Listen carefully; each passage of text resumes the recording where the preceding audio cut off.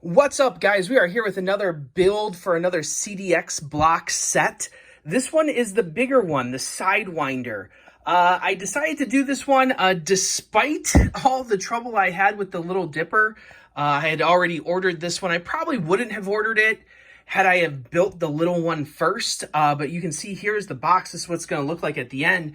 And I've already gotten a jump on it a little bit where I got the main supports up, got some of the mini supports up, and once again, it's, the guesswork that kind of goes into these versus the Lego coaster. The Lego coaster is so specific of what to do, when to do it, how to do it. Very, very specific. This leaves a lot open to interpretation, especially when you get down to the layout part over here.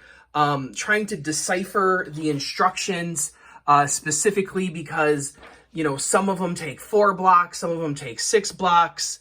So it's once again that same issue that we saw with the Little Dipper of the imprecision of it, the kind of the guesswork that goes into this.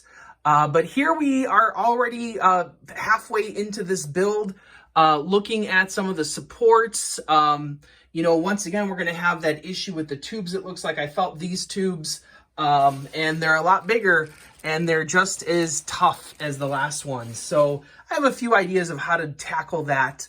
But as we get a little bit further into this build, we'll come back. But as you can see, this one's going to be just as tall as the Lego roller coaster. So that's kind of exciting. This should look pretty nice at the end of this. So we'll come back in a little bit once I get a little further along to give you some of my thoughts on here with this CDX Blocks Sidewinder. Okay, so I've got the main build down now, and as you can see, we've got all the supports up. The supports actually look really, really cool, just like this. So the only 2 parts left of this coaster is putting the chain on, which is a lot of tedious work building the chain itself, and also putting the track pieces on, which I am not looking forward to at all. So those are the last 2 steps here. We'll see how easy they go. I'm really hoping that the track, because it's in a tighter, in a wider circle here, I'm hoping that it goes on the track a little bit easier. The other ones were round, the Little Dipper one was wound pretty tight. So I'm hoping that had something to do with it. That's the only hope I have here. Otherwise, good luck to my fingers here. So that's what the track looks like overall. That's what the supports look like overall. So we'll be back once we are done with the chain and the track. Okay, guys, there we have the completed Sidewinder. This one, I'm going to be honest. I'm going to go back and what I said about the Little Dipper was terrible to put together. I don't know what it was about this track, but these cross ties were a lot easier to snap in on this one. I don't know if the Little Dipper over here had, just very bad track, very bad plastic.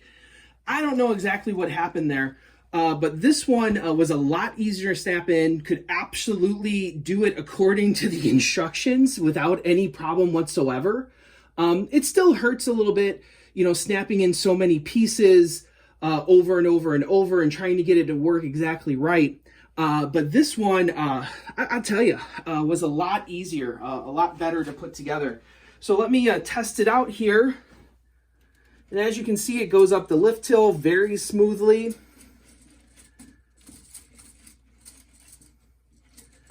Would be nice to have a motorized function. Goes through the loop and then through that hill. Now, one of the other things I had issues with was getting it over this hill, that it liked to valley a lot after the loop. So you really have to mold that second hill to make sure that it doesn't go up too high, because then coming off the loop, it's not actually going to go through. The other thing I would suggest is it instructs you to put the the rail ties where you cut them at the bottom of the loop. And honestly, I don't know if that's the best place for it, because it kind of hits that and slows down the train a little bit. So if you don't put the connection point there at the bottom of the loop, I'll kind of show you that over there. You can see down there that there's a connection piece, and they don't really fit together perfectly. But if you don't put it there, it may go through the loop a lot easier and go up that hill a lot easier.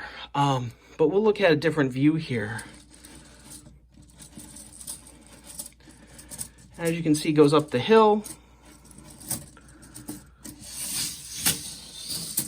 And then through that loop pretty nicely. So a pretty cool set overall. I have to say this one is a ton better than the Little Dipper, which was just a headache and a half. I still have some of the blisters from putting that one together. But this one's a lot better. I don't think I'm going to call it the Sidewinder. I got some Batman figures here that I think it's going to be a Batman themed roller coaster with the black and yellow. I think it'd be much better themed to Batman than it is Sidewinder. So overall, very happy with this. I'm actually glad I bought it because I think it fills out this collection pretty nicely here.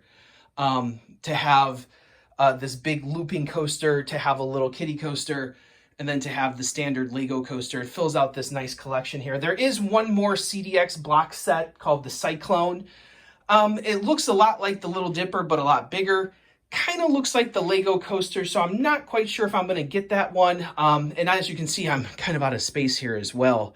So, we'll see about that one. But I have to say, I'm much happier with the Sidewinder here from CDX Blocks than I was the Little Dipper. That thing, I will never take that apart and put it back together ever again. That's not going to happen. But this one, much improved. A lot cooler, a lot bigger, almost the same size, a little bit taller, I'd say, even than the Lego coaster. So very happy with this. Now I got my own little bricks theme park going here. Of course, thank you as always for joining us here on COASTER.net. And as always, ride on, Ride Warriors.